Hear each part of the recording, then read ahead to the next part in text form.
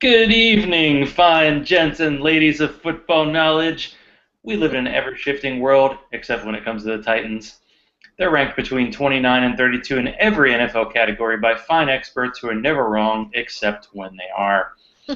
Do we think the Titans will be horrible because the experts tell us, or have we done our own intensive research? I doubt my tear ducts could handle such intrusion. We will talk about the special teams today, and hopefully I can look up who the Titans kicker options are because they are sparse. There are big goings on in the fantasy world with one daily fantasy site buying another daily fantasy site. I should be able to dominate all of my daily leagues once I get one of the experts to tell me exactly who to start every week. I'm going to need to get by on my charm and good nature. Today on Twitter, there's a big debate about PPR leagues and should we ban certain positions from fantasy football. Will we try to tell our grandkids about kickers and team defenses on our fantasy teams? Will they understand us? Much like Sharona has trouble understanding me because I'm an old man. What do you think, Sharona? Do you think we can just get along? I think that we can get along. I'm We glad. might need to get somebody in here to translate, though. You don't understand my slang, but I'll try to keep it as antique as possible. That's good, yeah. Pretend you're talking to somebody from Downton Abbey and you might have a shot. I don't know. Yeah, so Abita Strawberry Harvest Lager. What did you describe the beer as? What did you say to me earlier? It's a girly beer. Oh my! It's so Abita delicious. Strawberry is a girly beer. I'm sorry to tell you, Zach. Yeah. I am drinking a local brew. I am drinking a Yazoo Dos Perros. Same beer as last week. See, I wouldn't have the same beer as last week just because I usually drink it all. But some people have Well, to speak on the radio every day and have to be professional. yeah, this is Whatever. only the second beer I have drank out of that 6-pack. I'll drink something different next week because, as Zach knows, I found a bonus beers in my fridge. So it's good to be Sharona tonight. I'm sure they're all good stuff, right? Next week I might do shots, tequila shots, Hmm. Patron. I know when we have so much time until what was it, 2 weeks till training camp? It's like, oh my gosh, it's never gonna happen, man. A week from Saturday. Well, as I mentioned before, the fine Jody Smith of Gridiron Experts had sent me a beer care package, and I had one left. It was a double IPA, and it was in a can, and that's like two negatives for me because I'm not a can guy, and IPAs are just a little rough for me. So I said, I'm going to try this. I'm going to find the floral citrus flavors beneath the bitterness, and I didn't. The wall of bitterness in the IPA just destroys my taste buds. Zach, I need a I softer, just, I kinder, don't, gentler okay. strawberry beer. Okay, to the queen, caress. the princess is going to come down from her throne and Okay. talk to the plebes. So, Zach, you talking about beer being too bitter is weird to me because beer is bitter. That's kind of what beer does. Well, when you have a finely tuned palate such as myself, you can tell the subtle differences between a beer that has, a little sweetness to it. Okay. Just the IPA, it's like, you go into the ocean, mouth full of salt water. It's that as opposed to like a little salt shaker. That's kind of how it is to me. I got It's you. too much, That's the but I ticket. can't help it. I keep I trying. got you. That's the ticket. I can't quit them. All the more Totally. reason, all the more reason why you should turn back to your wine drinking days, and we should drink wine. Yeah, I should turn back We to should my probably wine drinking. we should probably save the shots for the season Oh yeah, definitely. because we'll probably be needing We're gonna be them. at that little bar. What was that place? Just to the right of the end of our gate at the LP Field around the second quarter of that Oh game. yeah, Hey, my mom yeah. already asked me, "Are The you Jack. coming? Are you coming for We the usually, season premiere?" yeah. Or what? Well, the opener's Yeah, the Cowboys. we always meet around the not the Jack Daniels, no, because that's over in they do sell it's a Jack Daniels little, excuse me, bar. I've seen those like daiquiris they have. I bet those things are pretty good. I bet they're I like have had $27 a pop, but they're good. I have had their strawberry daiquiri on a number of occasions. They put whipped cream in it. It's awesome. I would say, And they make good margarita. Everything's going to be different this year. They've changed vendors and all of that, so I'm kind of anxious to see maybe I'll with get that. over. Well, they just had, the Fat Tire, which is like the one beer I like, and it came in those 22-ounce bottles. And I recall for the last home game, I actually had 2 of them, and I was holding them while we talked. And you're like, oh, this is how it's going to be. I see. You were double fisting bad. It was like. That's how it goes with the Titans, True story. True story. I've had that beer twice, I think, and I had not heard of it the first time that I had it. Now, it obviously somehow didn't stick or click or whatever. And so the second time I was going to have it, it was at a Titans game, and I went to order it, and I obviously wasn't this is so Sharona, by the way. I ordered a flat tire. A flat tire? And the dude was like, "You mean fat tire?" And I'm like, "Oh yeah, that." I just remember the scrimmage last year where they're like famously saying, all beverages are half price, except I think the Fat Tire was like 2/3 of the price. Like I didn't quite have it, but I was like, sure, I'll do that. Why not? So okay, we're gonna do this. Yeah, we haven't heard anything about that. Let's pretend that you didn't see any of the notes tonight, and just guess off the top of your head, because I know you've never heard of this guy before, but Evan Silva, where do you think he is the Titans ranked in terms of roster in the NFL? What do you think? 32. There you go, 32. That's right. The Titans are rated below the Raiders, who signed every 34-year-old free agent in the NFL and are starting the human pick 6, Matt Schaub, and the younger, possibly less talented brother of David Carr as their backup quarterback. And, yeah, ancient MJD, broken Darren McFadden, but, yeah. I don't know. I wonder if people are overreacting or if it's just because the Titans are that boring. Hey, I'll admit it. That people just are, let's just put them at the bottom. Why not? Yeah, I don't know. Evan Silva, that doesn't surprise me, given how he typically views the Titans. The Mike, is it Tanier? How do you pronounce his last name? Somewhere around there. Yeah. Because, see, next on the list. Here you go. All right. Mike's article. Yeah, right. Mike's article surprised me a little bit. I do not know how you can rank the Titans dead last in the league at the quarterback position when the Texans are going to start the Amish rifle, and as you said, that the Raiders have Matty pick 6. Of course, the argument, and I think I've made this on previous Hangouts, is like, okay, so maybe the Titans aren't 32, but then what are they, 28? I mean, is that much of a difference? But yeah, it's like, so the Texans have the guy the Titans cut.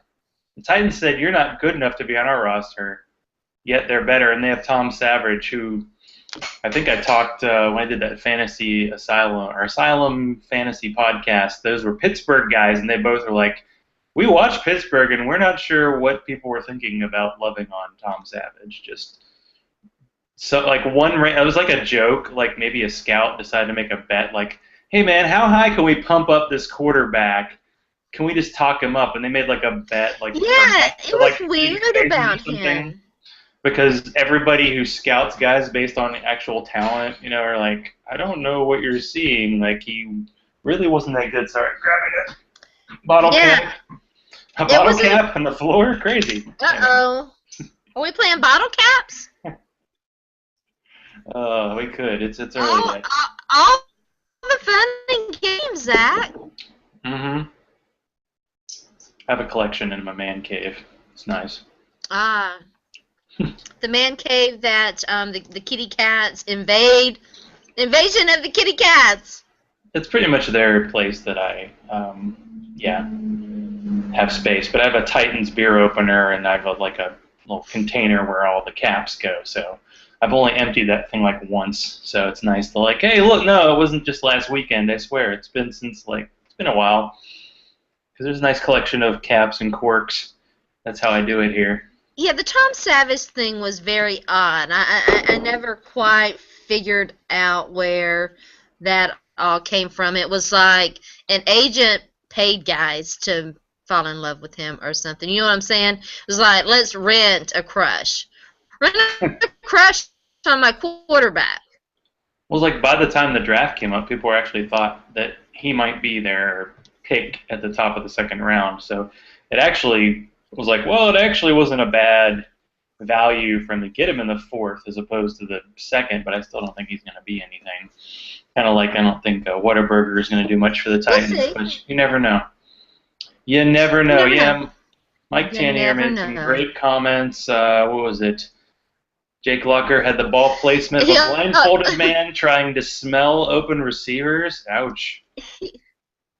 That stuff was just over the top. I mean, Jake had his moments where his passes were erratic, but yeah, I mean, he had some really good. He was playing really well before he got hurt. Now, the first injury really affected him. His game between the first injury and when he finally got knocked out against the Jags, his play declined in that period.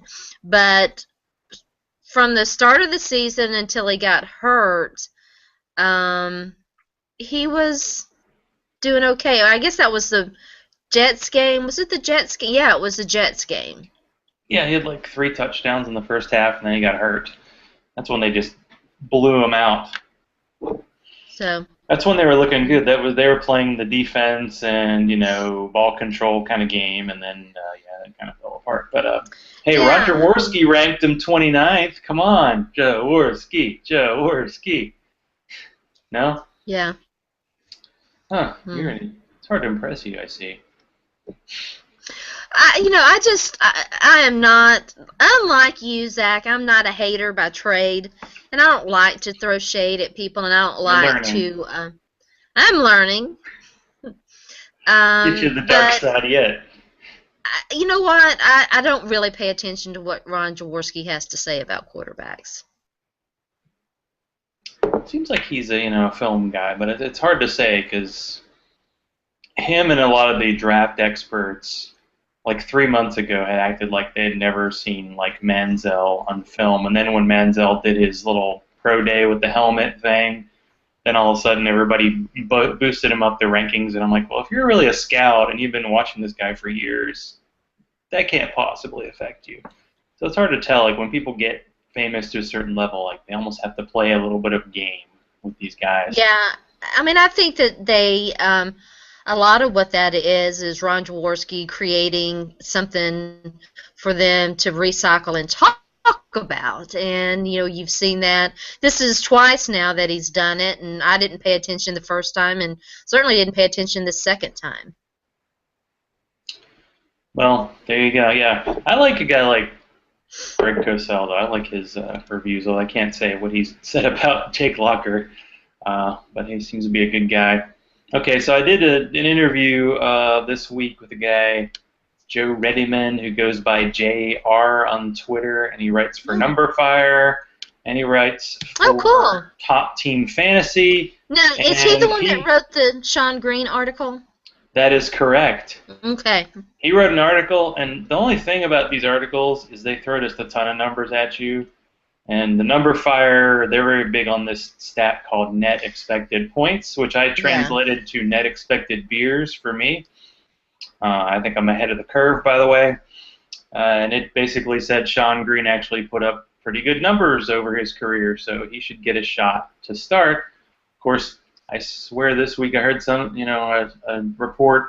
I don't know if one of the Titans beat writer said something about how Sean Green might not even make the team this year. So that's a pretty wide berth there. You think Sean Green has any chance to start minus like some kind of Bishop Sankey injury?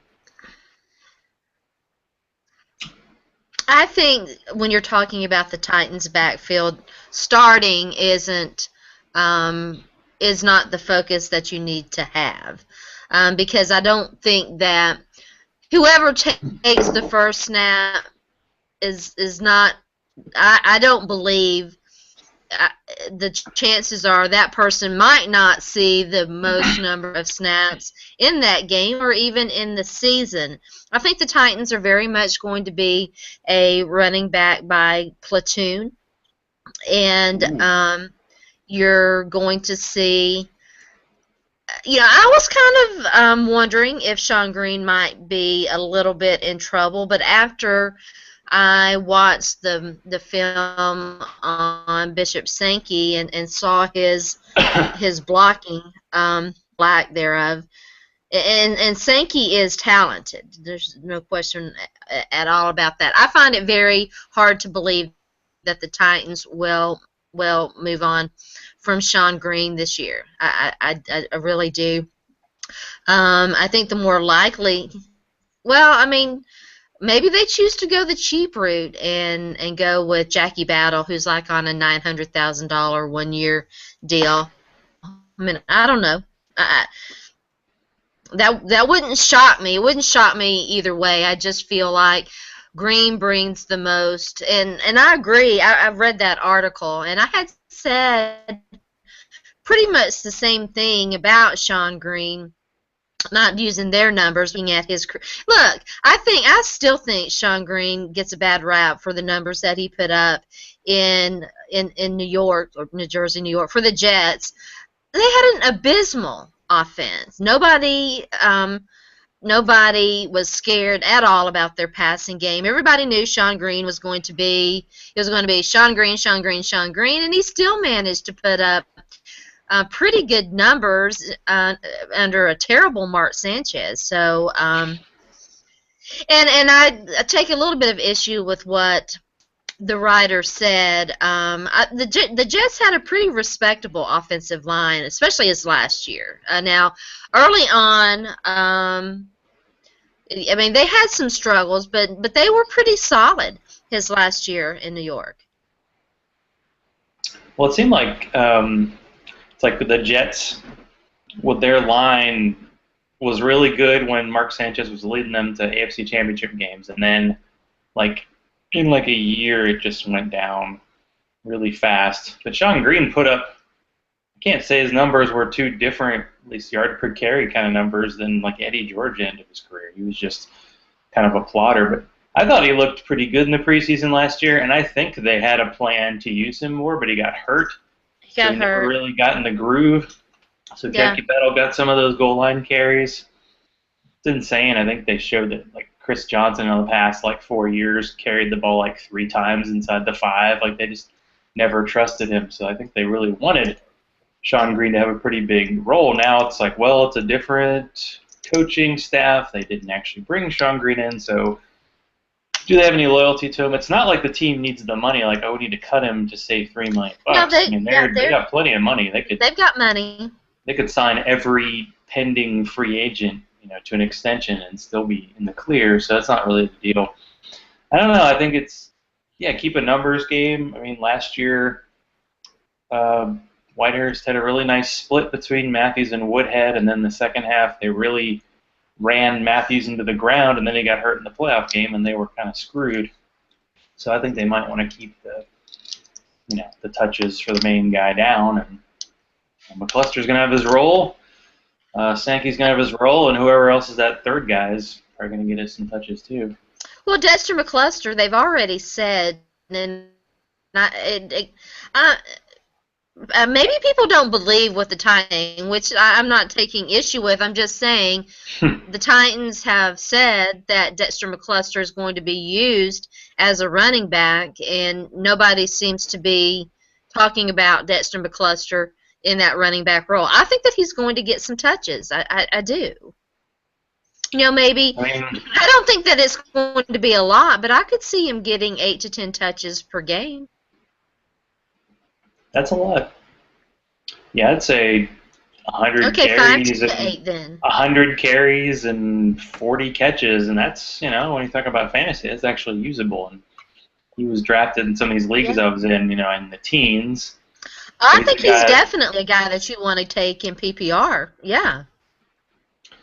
because I'm pretty sure Danny Woodhead was a kind of a waiver guy last year, and this year he's going, ninth, 10th round. What So did you're like, what did Danny Woodhead find. average?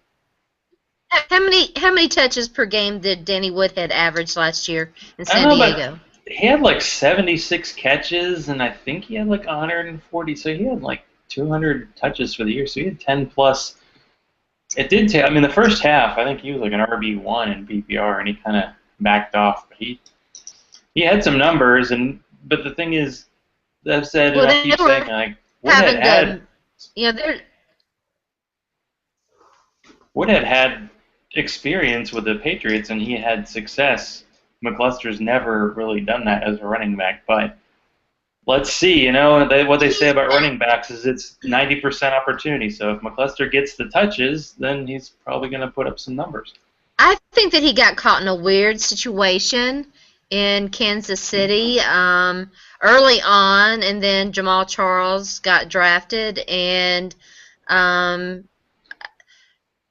I don't know that Andy Reid exactly knew what to do with him his last year in Kansas City. But it is weird that they drafted a guy that is sort of like him, might not be quite as talented as him, and I don't know what they're going to do with him. So, I don't know. We'll see. So much to see. Now we've covered in our Titans position of the week pretty much everything, but we figured we'd do a little special teams talk this week. I think our top guy is Special teams are special. the arm wrestling punter, one Brett Kern. Yeah. I actually looked him up and I was like, wait, he signed like a 4-year, $5 million contract like 2 years ago. I had never seen that before. I thought he was still like on his rookie deal. So, like, all right, Oh, no, Brett Kern came from what, Denver?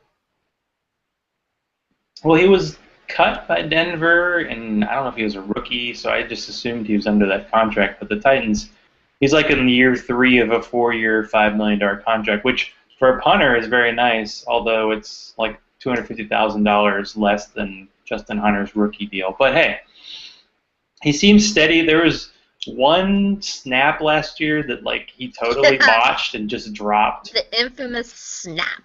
It just dropped in his lap, and I was like, oh man. It's like if you're a punter and you drop one snap, and if you're a long snapper and you miss one snap, it's like you are horrible at your job. So yeah, I don't know. I really don't have much stat-wise to talk about him other than he's steady, and it seems like he's going to have this job for a while. I mean, Hendrick came to the Titans in like age 30, and he punted till what was he, 35? So he could be there for a decade. Craig Hendrick punted until he was almost 40.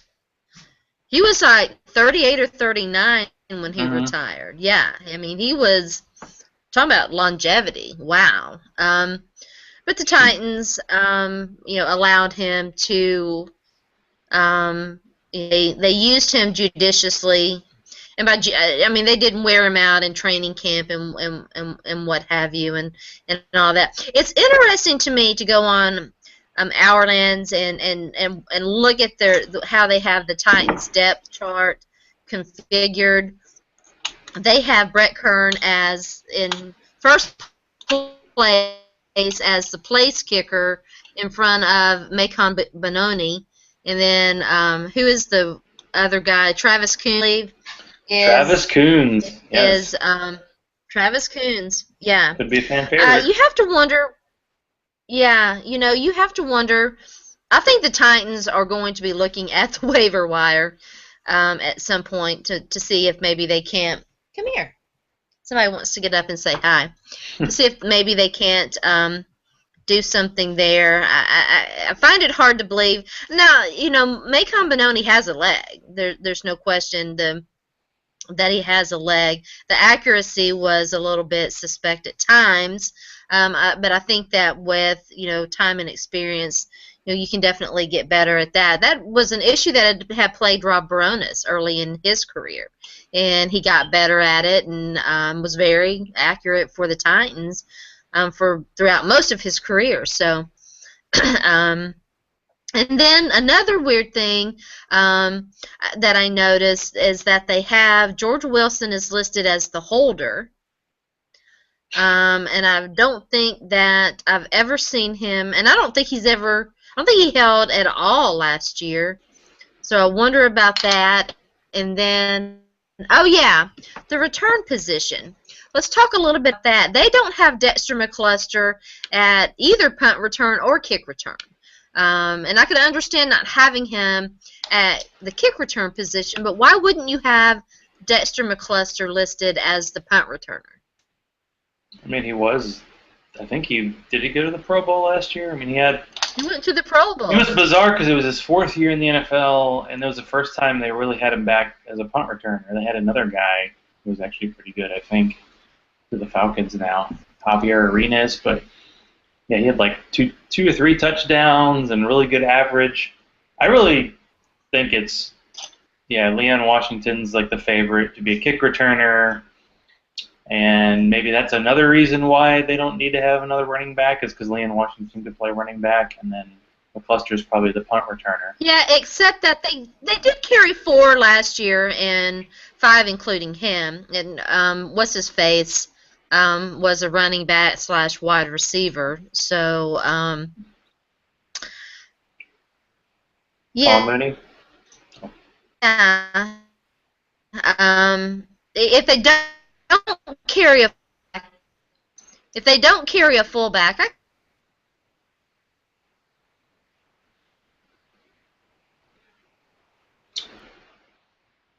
Oh, gotten slow. Uh-oh. Hello? Oh, the internet is so glorious. I was saying you're talking about the fullback, and I think I fell asleep for a second. What happened? All right, am I back? I think so. You there? USA? I'm here. Can you see me? Can you hear me? Yes, I can. All right. There always seem to be kickers just floating around. I wouldn't be terribly worried. Either the Titans get a really cheap guy or they grab somebody off waivers. I mean, who was that guy that the Texans had who just totally sucked? He was like the rookie who had a really strong leg. He's at Texas A&M. He missed like a really easy field goal that would have beaten the Titans, I think, in that crazy overtime game. Didn't he like make a field goal? They called a timeout, then he missed it, and they called a penalty, and then he missed it again. It was pretty crazy, but who knows? Some of those guys bounce around before they get a second chance. But they'll be a guy. I think his name is Randy Bullock, something like that. Yeah, because they had somebody else. I don't remember. Shane Graham. He's been around. And I swear, if you're decent as a kicker, you get a long career. So you're thinking Morton Anderson. So you're thinking Leon for kick returns, watch the ball go over his head for a touchback, kind of like Mark Mariani did his second year. He had good numbers. In limited action for the Titans at the kick return position last year. Oftentimes making a little bit of something out of nothing. I remember he had one back. I'm pretty sure it was a kick return. And he did a nice job on punt returns. Don't get me wrong. I have in the job he did in the return position last year.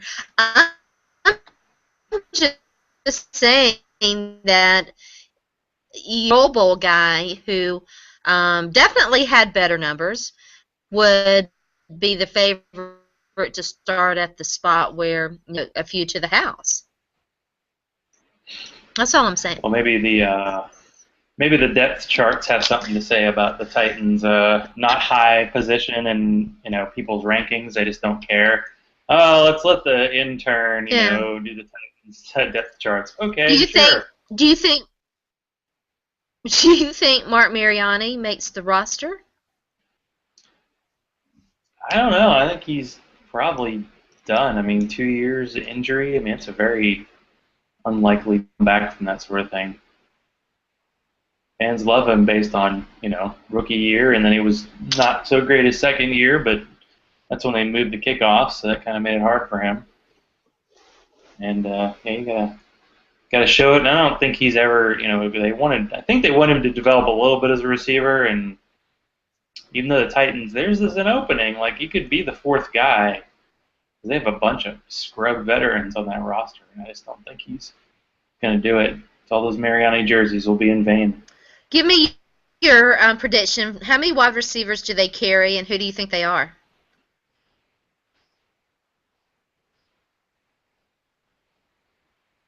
Well, I mean, the first three are easy, but after Nate Washington, it's like Michael Preston maybe, and then maybe a fifth guy. Don't they usually keep five?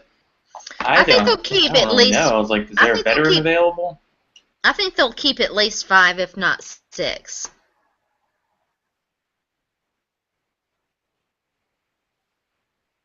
Yeah, I guess it's like many positions. What's going to happen with the special teams? Preston's been around. It seems like he's been with the team for a while for like an undrafted guy, and he's never gotten above that fourth on the depth chart. He's been on the field a few times. I remember seeing him in the scrimmage, and he'd get on the field, but I don't know. He did compare Justin Hunter to Randy Moss, which, there you go. Get in the news, baby. Stupid internet. Hello? Hell yeah. This connection is so glorious. It's like watching all 22 Titans films. Hello? It's just fun. Hi. Hi. I remember Michael Preston being the target of the interception that Ryan Fitzpatrick threw in the overtime game against the Arizona Cardinals. That, for whatever reason, stands out as my most memorable Michael Preston play. But now he made some nice. He had a couple of really nice catches. But I do remember that. That was so heartbreaking. Oh, that's not saying it was his fault. I'm not saying it was his fault, but it did look like there was some miscommunication between Ryan Fitzpatrick and him. Wasn't it like a pick six that Fitzpatrick threw that gave the Cardinals like a 17-point lead in the fourth quarter when I left, and then you and the other 12 diehard fans actually stayed to the bitter end because I was like in my parents' car, we're driving back. I'm like, man, if I were there, it'd be so awesome. Then I'm like, wait, it's Fitzpatrick. He's gonna throw an interception. It was awesome. Ding, ding. It was awesome. I was so excited. I was so excited.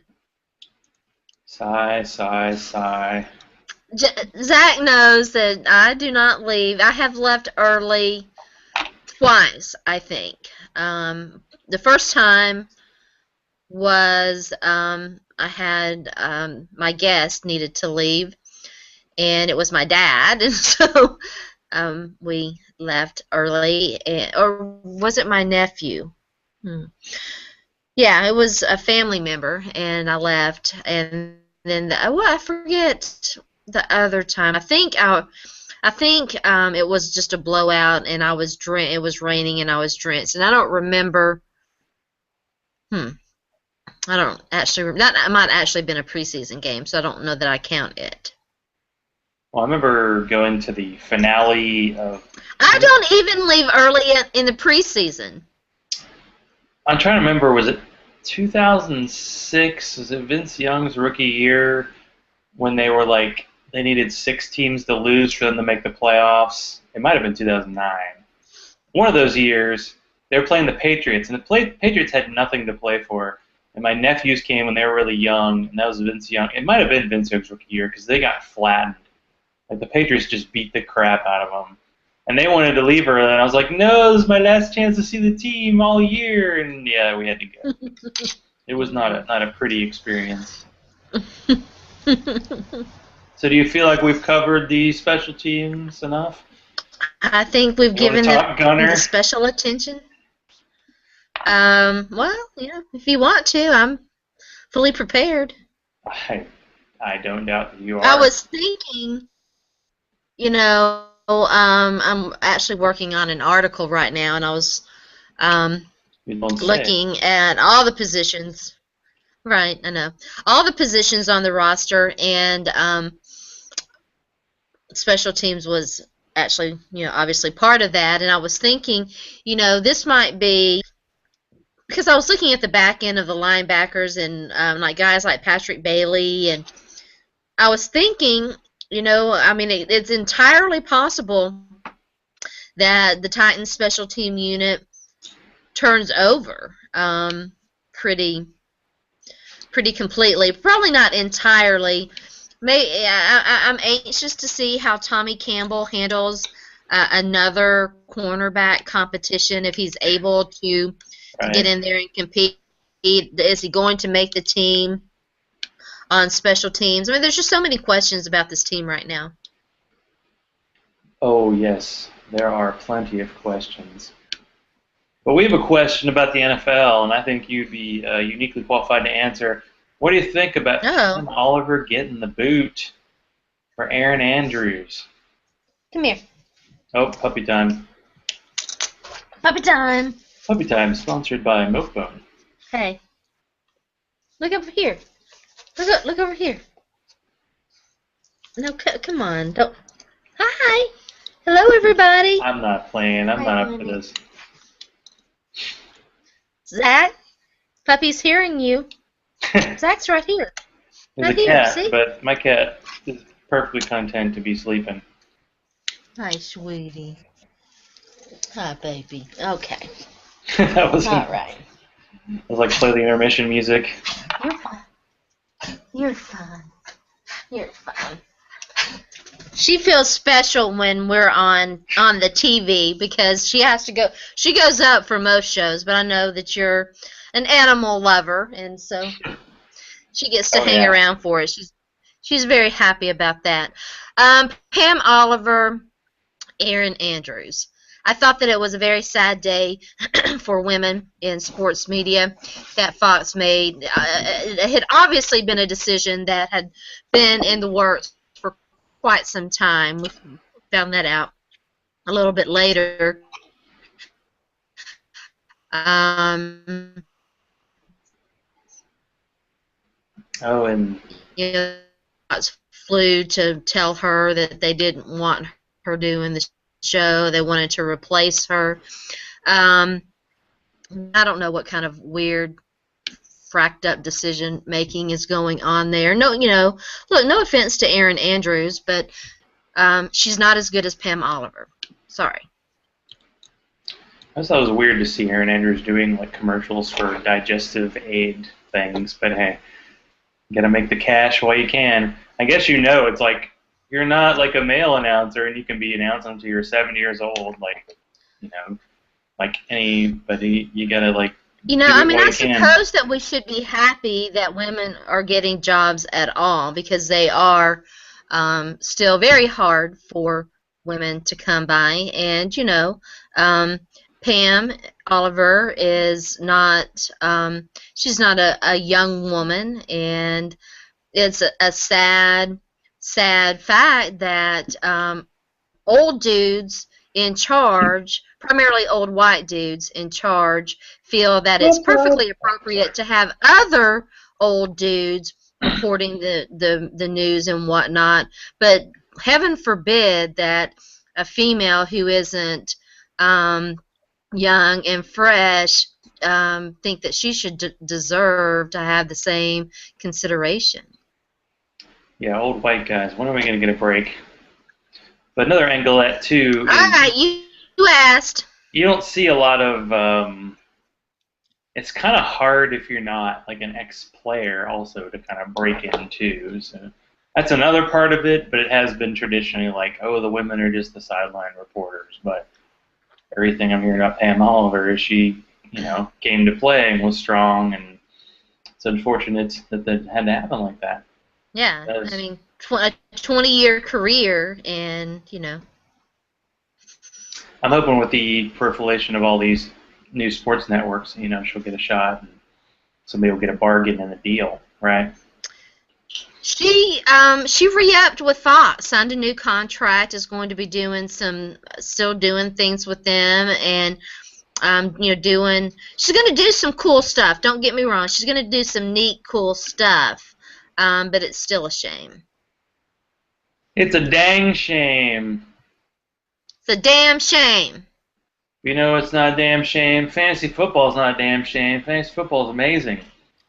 I just completed 2 drafts. I am on. Well, actually, there's one league where some reason one guy's taken like 12 hours to make his 22nd round pick. Other than that, we are loaded up. I think you know what it's like to be in a draft that seems like it's never going to end, right?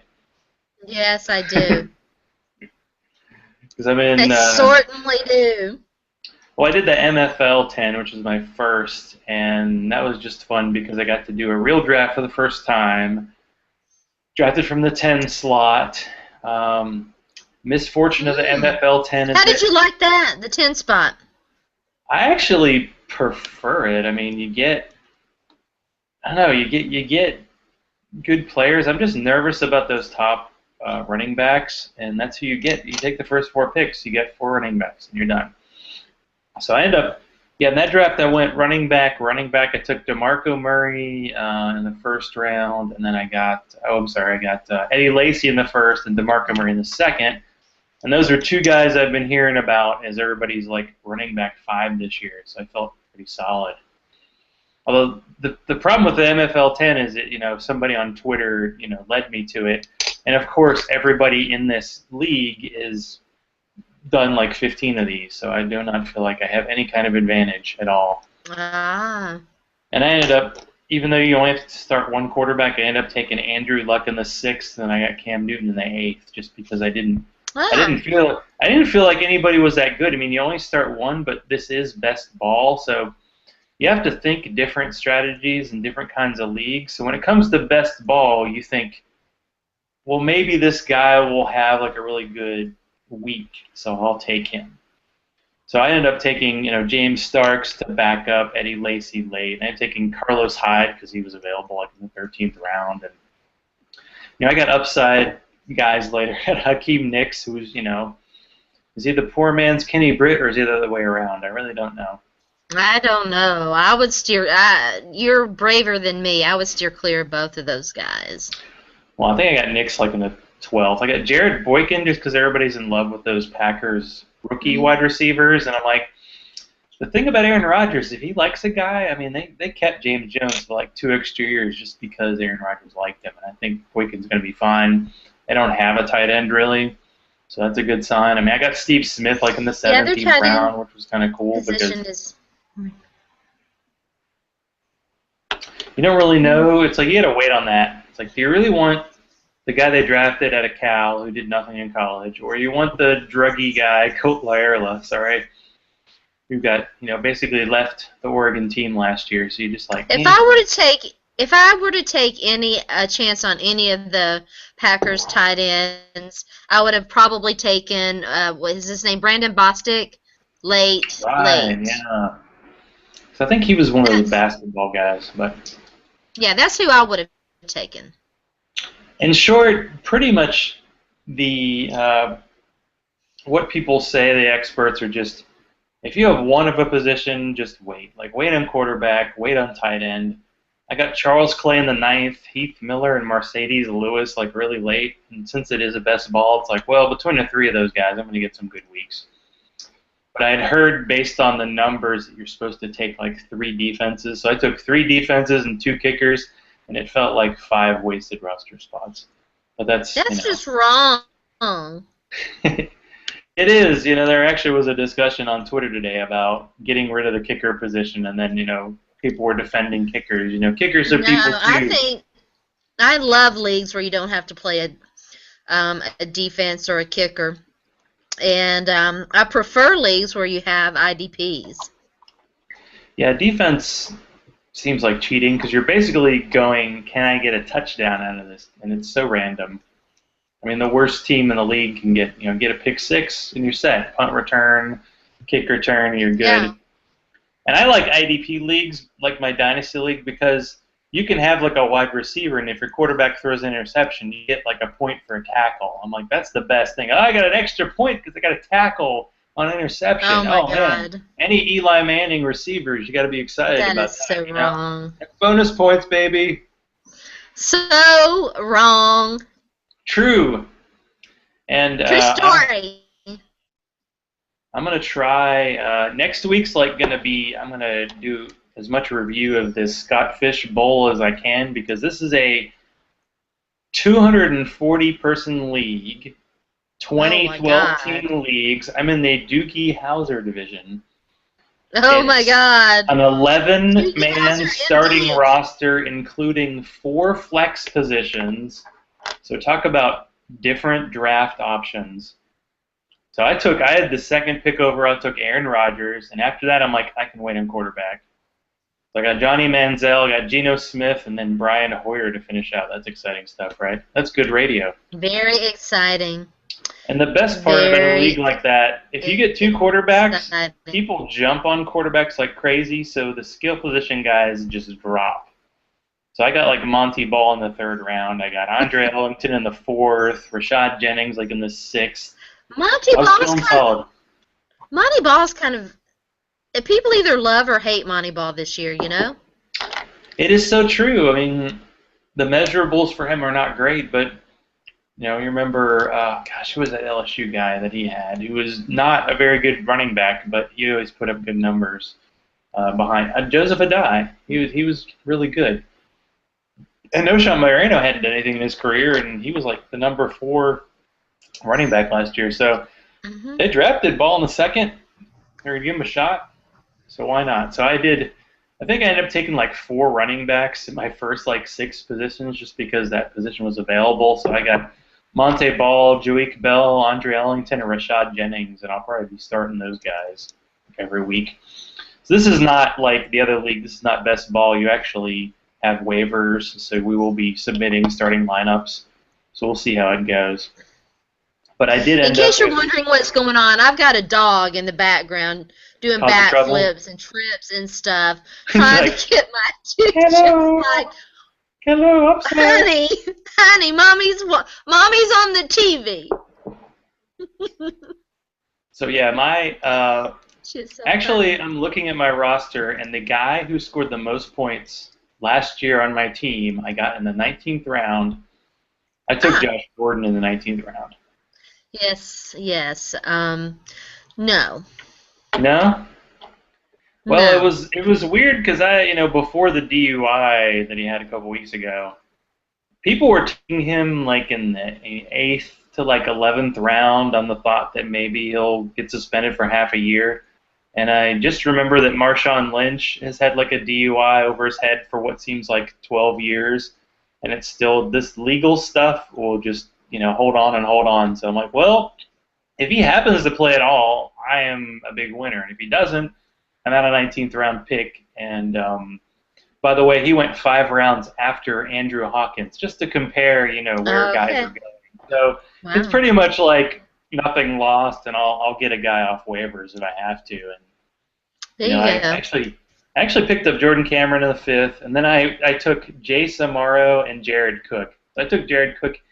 He was in the 17th round. People, I mean, it's funny. It's like every year you can just refresh your content. It's like I Jared would Cook's have going to be a never breakout. imagined, I would have never dreamt that you would have drafted Jared Cook. I would never He's have just dreamt. available late, and maybe he'll have a good week or two. I think he had like 1 good week last year, 2 good. He did score a touchdown against the Titans. I do remember that. That's what happens when everybody gets excited about Kenny Britt. Is like, you do And know didn't what happened to the other he, ex-Titans? Sorry, you were talking. anyway, no, it didn't matter. I was Were you hating a doing a little dance or bit. something? You were He did hating? the eating thing. I was like, what the Mm. whoops? Well, What? once the Jimmy Graham Oopsies. contract situation was being resolved, I'm like, can you just tell the Saints, like, do you see what Jared Cook got? I should get like 17 times that, because Hmm. it was kind of weird that Jared Cook only had like 80 targets last year. I mean, you figured if they signed him, they would use him. But oh yeah, Jeff Fisher's involved, and oh yeah, Brian Schottenheimer is not so good as a coordinator. Yeah, I think people who had high hopes for Tavon Austin, in his rookie season got a rude awakening. Yeah, he had one good week, and by that time, nobody in the world was starting him. So yeah, because he kind of had two long catches and like a punt return, and that was Yeah. most of his year. It's really hard to say. I ended up taking like Chris Givens late because he had a Wasn't pretty that good against rookie the year. Colts? I think that was So, against the yeah. Colts, wasn't it? He had like I mean, the two Colts' catches defense for was 100 atrocious. yards and 2 touchdowns. Yeah, but the Titans couldn't figure him out. Save their lives. Oh, it kills me. Wow. The Colts There are you not that go. good, Right? seriously, but they're gooder than the Titans. Look, the Titans had the Colts. The Titans were up on the Colts, 17 points in the first game at home. And anyway, let's not talk about it. Andrew Luck, believe. But We believe. when it comes to this year and drafting wide receivers, I'm saying lean toward those second-year guys over the rookies. So go for your Cordarrelle Patterson, Justin Hunter. Where did these guys Cordarrelle go to school? Patterson I don't is remember. going to be awesome this year. DeAndre Hopkins, who played for a team that wore colors very similar to UT. Aaron Dobson, who did not play in Tennessee, so he Clemson. sucks. Clemson, yeah, exactly. Oh, wow. I didn't know we had a... like that. Puppy knows that I drafted Aaron Dobson in my fantasy league. I feel like he's one of those upside guys. Like he's in the 9th round or So, the 11th round. You get him. You go, girl. Bring it. Puppy's got my back. Puppy's got your back. I see. Yeah. As I was doing my draft, especially as you get toward the later rounds, on MFL, you can just kind of look and see what the ADP is. And I'm wondering if that's a good thing or a bad thing, because you basically end up grabbing guys who are toward the top of that list as opposed to actually looking through a list. Is it good? I mean, I think it's good to know ADP, but you just use it as a crutch. Like, is it a bad thing overall? I think it's just an evaluation tool, and I think that it can allow you to see what other people might be doing. I use it and I will look at rosters to see what people have drafted up to that point and look at the players and the ADPs, and I kind of use it to extrapolate a little bit what people might do so that I can plan my next couple of draft moves. Plan your moves, because people cannot react. I'm just telling you. I mean, maybe that's stupid, but that's how I do it. Well, you do have to know, if you can know anything about the other owners in your league, it's always good to know, who takes kicker early, or who can't help but grab that quarterback, or who loves his home teams, to grab the Bears early or to let him take them. That sort of stuff, and what they like to drink, so you can get them a little tipsy before they make their pick, which never hurts, right? Never hurts.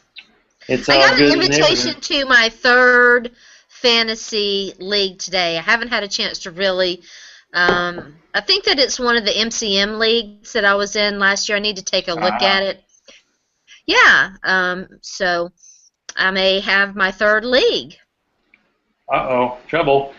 Yeah, no. Once I finish these two, it's like, I got to move on to the next. I mean, we're talking about our local league, doing our meeting to talk about, naming the last place team and rules and stuff. We don't really ever make rules changes, by the way. We just drink.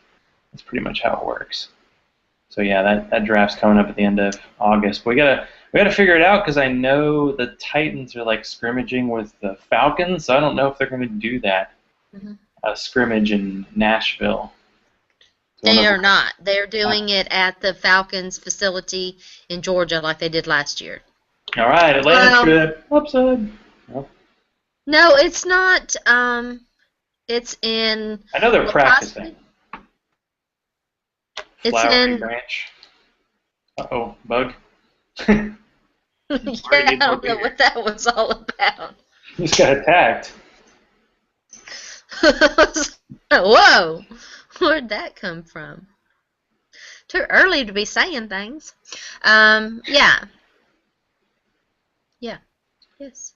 Otherwise, get our 4-team league. 3 kickers per team. It's going to be awesome. 3 kickers. Well, We're going to play each other every single week. So we're getting toward the end. Oh my gosh, what has I happened? know, right? Where have we been? Where have we gone? Anyway, yeah. I know it's weird to say, oh, we're an hour in. Why don't I talk about some big news? But I might as well say it. So I'm going to be writing for fantasysports.org starting, I guess, as soon as I publish my first article. So I'm going to be writing about this DraftKings, Draft Street purchase that's happened, daily fantasy stuff, doing my interviews, and all kinds of nonsense will be coming up. Ask Your Fantasy Football Expert will live there. And with the help of David Kitchen, maybe I'll be doing some videos as well. Or I'll just be doing these hangouts, you know. Yeah. But tomorrow night I'm going to be talking with Regan Yant, who is of the Fake Pigskin. They have a preseason publication that's out that they sent to me and is like a Russian novel. It's very long, very dense, and very good. And we'll be talking about that tomorrow night as I drink my final beers of the week before I run out. Awesome. Well, that sounds great. Congratulations. Thank you. So what do you got going on? Well, I have my morning show, of course, Game Over with Zach and Sharona, 7:30 Yahoo Sports, and Friday night, the Extra Point. I'm talking to Cicely Doyle, one of my NFL female sisters who covers the Indianapolis Colts.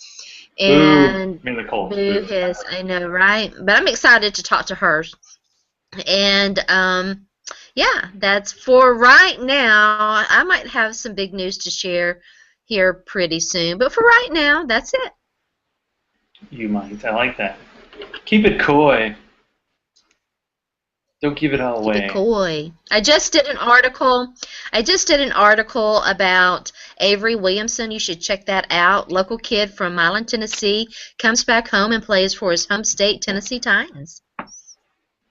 So are you doing the kind of film review all the way through the draft? So is Mettenberger coming up? I've got yes, Mettenberger is Whataburger is coming up. My last one, and I'm also doing some other things too. Obviously, I'm doing a little bit about the AFC South for National Gridiron Network, and some other things. I've got some things that are cooking. Until they finalize, I don't really want to say anything. So irons on the fire, eh? Always. Okay, well, we'll be doing some shots next week when we're back. All right. Or last year I decided to do shots of beer. Shots of beer is totally acceptable. Well, we can drink beer and do shots. I've done that before. Well, I mean, what self-respecting Southern girl hasn't, right? It did not end well, I might add. So well, maybe tequila.